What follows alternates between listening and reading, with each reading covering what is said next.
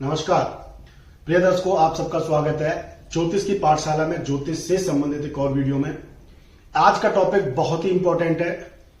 जन्म कुंडली का अध्ययन, एक जन्म कुंडली का अध्ययन मैं आपके सामने करूंगा। और ये जो व्यक्ति हैं, यानी ये 10 साल के बच्चे की जन्म कुंडली है। इनके पिता जो हैं वो मेरे पास इसी साल में जनवरी या फरवरी में अपनी कुंडली दिखाने के लिए आए थे, और उसके बाद उन्होंने अपने बच्चे के बारे में भी जानने का मन हुआ और उन्होंने बोला कि आप मेरे बच्चे के जन्म कुंडली का भी देख लीजिए। उसके बाद जब मैंने इस बच्चे की जन्म कुंडली को देखा तो जो चीजें मैंने इनको बताई थी वही सारी चीजें 4 से 5 महीने बाद वो फलित होती हैं।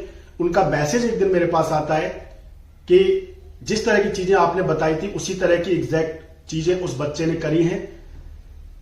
अब यहां पर ज्योतिष के विद्यार्थी होने के नाते, ज्योतिष में आपकी रुचि होने के नाते आपके लिए यह वीडियो बहुत इंपॉर्टेंट हो जाता है। किस तरह से आप चीजों को जन्म कुंडली में पढ़ सकते हैं, किस तरह से ग्रहों को आप पढ़ सकते हैं, किस तरह से एनालिसिस आप कर सकते हैं। ग्रह स्थिति मैं आपको बताता हूं कि 14 जुलाई 2013 को रात को 9:12 दिल्ली में इस बच्चे का जन्म हुआ। यह जन्म कुंडली आप देख रहे हैं, नवांश कुंडली में मैंने साथ में लगाई है। अगर ग्रह स्थितियों की मैं बात करूं तो लग्नेश शनि, यानी कुंभ लगन है, लग्नेश शनि जाकर के 9वें घर में उच्च के होकर के बैठे राहु के साथ में, केतु तीसरे घर में मेष राशि में बैठे हुए हैं। 4 ग्रह 5वें घर में बुध, सूर्य, मंगल और गुरु बैठे हुए हैं। यहां पर बुध अपने ही साइन का होकर के 5वें घर में बैठा है, और शुक्र जो है वो 6ठे घर में बैठा हुआ है, और चंद्रमा जो है वो 8वें घर में बैठा हुआ है। इंपॉर्टेंट यह है इस जन्म कुंडली में, अगर आप देख रहे होंगे तो बहुत ही श्रेष्ठ स्थिति इस कुंडली में बनी हुई है, यानी कि राजयोग इस कुंडली में लगे हुए हैं। लग्नेश का उच्च हो जाना ये अपने आप में श्रेष्ठ स्थिति है, और वो भी त्रिकोण स्थान में, भाग्य स्थान में। राहु यानी कि और उसको बढ़ा रहा है, यानी मित्र हो गया। शनि और राहु दोनों मित्र हैं। राहु का प्रभाव क्या होता है? राहु का प्रभाव यही होता है वो जैसे ग्रह के साथ में बैठता है उस तरह का वो फल करता है। अगर वो किसी ग्रह के साथ नहीं बैठा है तो जिस राशि में बैठा है उस राशि के हिसाब से फल करता है। और अगर यही भी दोनों स्थितियां नहीं बनती हैं तो जैसी दृष्टि राहु पर पड़ती है, केतु पर पड़ती है, उस हिसाब से वो फल करता है। तो राहु शनि यहां पर मित्र होने से, और शुक्र यानी दोनों ही ग्रह मित्र की राशि यानी शुक्र की राशि में बैठे हुए हैं। शुक्र दोनों का मित्र है। शुक्र इस कुंडली का की प्लानेट है क्योंकि वो केंद्र त्रिकोण दोनों का ही स्वामी है। मकर लगन और कुंभ लगन वालों के लिए शुक्र जो होता है ये योग कारक प्लानेट होता है। सबसे इंपॉर्टेंट इस कुंडली में यह है कि 5वें घर में 4 ग्रह बैठे हुए। मंगल जो तीसरे घर का स्वामी होकर के बैठा हुआ है, क्योंकि इस कुंडली में, इस वीडियो में मेरा जो फोकस है वो कहीं ना कहीं मंगल को लेकर के जाता है। मैंने इनको बताया था कि 4 से 5 महीने बाद जब इस पर मंगल की महादशा आएगी मई में, तब यह बच्चा कहीं ना कहीं कुछ ना कुछ ऐसी हरकत आपको कर सकता है कि कहीं ना कहीं आपको उससे परेशानी हो सकती है, या इस बच्चे को परेशानी हो सकती है। चोट चपेट की स्थिति, कोई एक्सीडेंट की स्थिति, किसी से लड़ाई झगड़े की स्थिति, कुछ इस तरह की स्थिति जो इसके कहीं ना कहीं व्यवहार को कहीं ना कहीं खराब कर देती हो, इस तरह की स्थितियां बन सकती हैं। दोस्तों, अगर मैं आपको बताऊं कि इस जन्म कुंडली में मई में 2013 में इसकी मंगल की महादशा शुरू होने वाली थी। मंगल यहां पर तीसरे घर का स्वामी है और जाकर के 5वें घर में बैठा हुआ है। मैंने ये चीजें क्यों ज्यादा बोली मंगल की महादशा में, क्योंकि मंगल का जो स्वभाव है, और मंगल तीसरे घर का प्लान जो है कारक होता है। तीसरे घर का स्वामी मंगल अगर हो जाता है और 5वें घर में बैठे, क्योंकि तीसरा घर मेंटेलिटी का है, 5वां घर आपकी बुद्धि का है, और उस बुद्धि को आप किस तरह से दूसरों को रिप्रेजेंट करते हैं, या दूसरे उसका लाभ आपसे उठाते हैं, या दूसरे किस तरह से उससे प्रभाव में आते हैं, ये 5वां घर होता है। तो मेंटेलिटी हाउस का लॉर्ड होकर के मंगल तीसरे घर में जब बैठा हुआ है तो वो बुद्ध के साथ बैठा हुआ है। बुद्ध यहां योग कारक है, 5वें घर में अपने ही साइन का बैठा हुआ है, लेकिन मार्स और सूर्य के साथ वो जो बैठा हुआ है, तो मंगल ने कहीं ना कहीं उसको, जैसा बुद्ध का स्वभाव होता है, वाचाल होता है बुद्ध, वो एक शिशु ग्रह होने के नाते, एक राजकुमार होने के नाते, जैसे ग्रहों की स्थिति में वो बैठता है, जैसे ग्रहों के साथ वो बैठता है, उसी तरह का वो बन जाता है। बुध आपकी वाणी है, मंगल आपका जोश है, आपकी ऊर्जा है, आपकी पराक्रम है, आपकी डिजायर है, चीजों को जबरदस्ती पाने की जो चाह होती है वो आपका मंगल है। और जब मंगल यानी आपकी रैशनल तार्किक क्षमता का जो संबंध है, जब आपके बुध यानी कि जो वाणी है आपकी उससे जब हो जाता है, तो फिर आप समझ सकते हैं कि व्यक्ति की वाणी कैसी हो जाती है। और ये जो कॉम्बिनेशन बन रहा है, ये 5वें घर में बन रहा है, यानी 5वें घर पर जो 4 ग्रह बैठे हुए हैं वहां पर ये बन रहा है। तो बच्चे की रचनात्मकता, बच्चे की क्रिएटिविटी कैसी होने वाली है उस पीरियड में जब उसमें मंगल की महादशा चलेगी। ये सिर्फ इतना ही नहीं है कि मंगल की महादशा चलेगी तो 5वें घर में मंगल अगर बुध के साथ बैठा हुआ है तो कहीं ना कहीं उस तरह के ट्रेड्स देखने को मिलेंगे। ये ऐसा हर कुंडली में फलित आपको नहीं देखने को मिलेगा, लेकिन कुछ चीजें ऐसी होती हैं जन्म कुंडली में जो आपको अपने आप से ही ये बताती हैं कि वो चीजें जो संभावना आप देखते हैं किसी चीज की, वो कितना फलित हो सकती है। अब इसकी संभावना इतनी क्यों मुझे इस कुंडली में दिखी, आपके लिए बहुत अच्छा हो सकता है सीखने के लिए, क्योंकि मंगल की राशि में केतु बैठा हुआ है।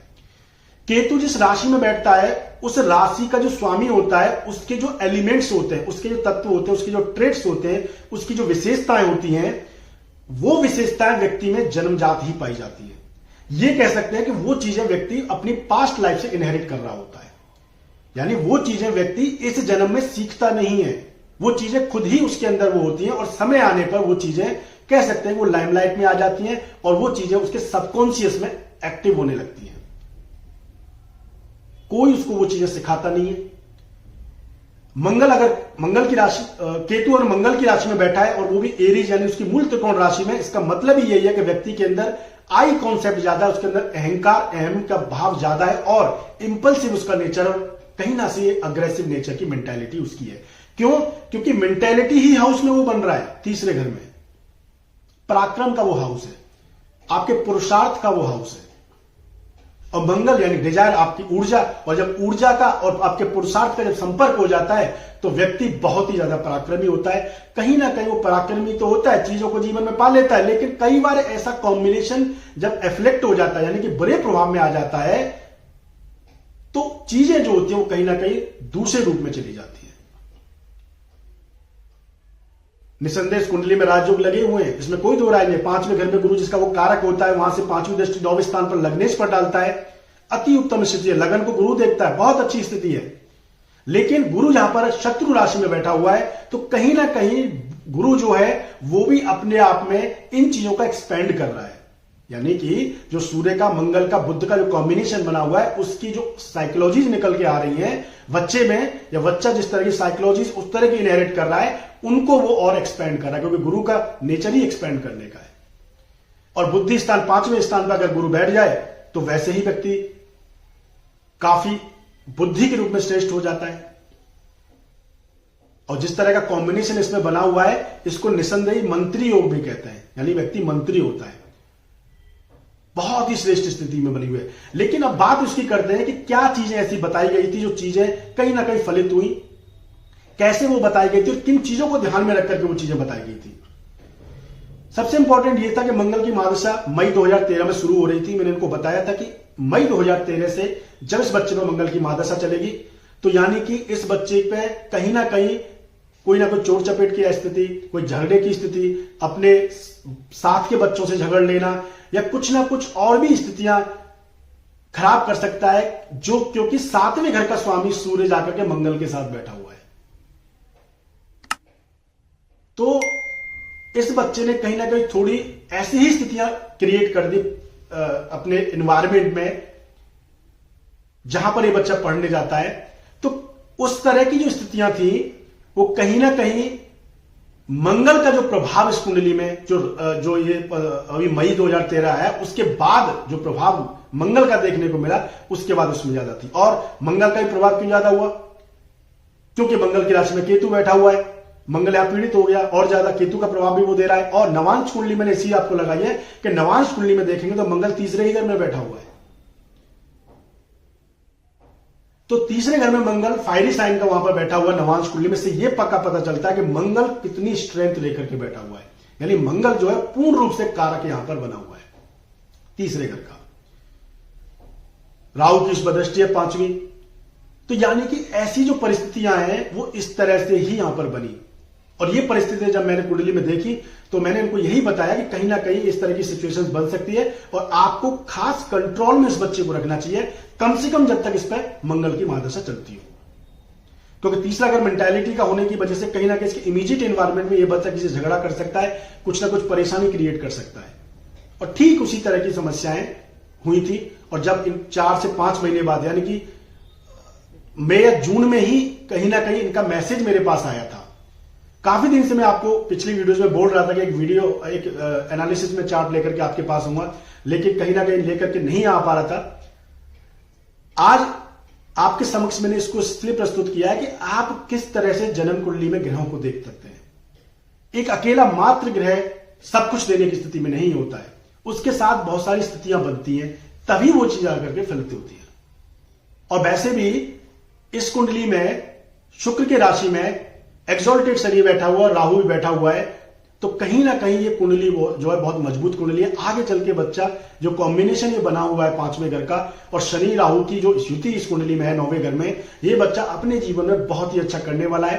कोई बड़ा पदाधिकारी हो जाना, कोई बड़े ऐसे पद पर हो जाना, ज्यादातर अगर देखा जाए तो ऐसी स्थितियां जन्म कुंडली में किसी लॉयर की, किसी जज की या कोई बड़े पद पर, संवैधानिक पद पर हो जाना, पॉलिटिशियन हो जाना, बहुत बड़ा कोई डीलर हो जाना, बहुत बड़ा कोई एक कॉन्ट्रैक्टर हो जाना, इस तरह की सारी स्थितियां जन्म कुंडली में दिखाई देती है। और इस व्यक्ति का जो नेचर है, इस बच्चे का जो नेचर है, ठीक उसी तरह का ही है। यानी छोटी सी उम्र में इस व्यक्ति में इतनी ज्यादा क्रिएटिविटी है और इतनी ज्यादा प्रोमिनेंस और इतनी ज्यादा डोमिनेंस है इस बच्चे में कि ये सारी चीजें ग्रह बिल्कुल सही रूप में कुंडली में दिखाई देते हैं। तो दोस्तों, इस तरह से जन्म कुंडली का आप अध्ययन कर सकते हैं। अगर आप भी जन्म कुंडली में अध्ययन कोई कराना चाहते हैं, कमेंट में आप जरूर लिख सकते हैं, लेकिन सभी जन्म कुंडलियों का अध्ययन करना मुश्किल होगा। मैं हफ्ते में एक जन्म कुंडली रैंडम पिक करके आपके सामने प्रस्तुत करूंगा, उससे आप सीख सकते हैं कि कैसे जन्म कुंडली का अध्ययन करते हैं। तो चैनल पर अगर आप नए सब्सक्राइब करिए, वीडियो को लाइक करिए, शेयर करिए। तो दोस्तों, मिलेंगे अगली वीडियो में, तब तक के लिए नमस्कार।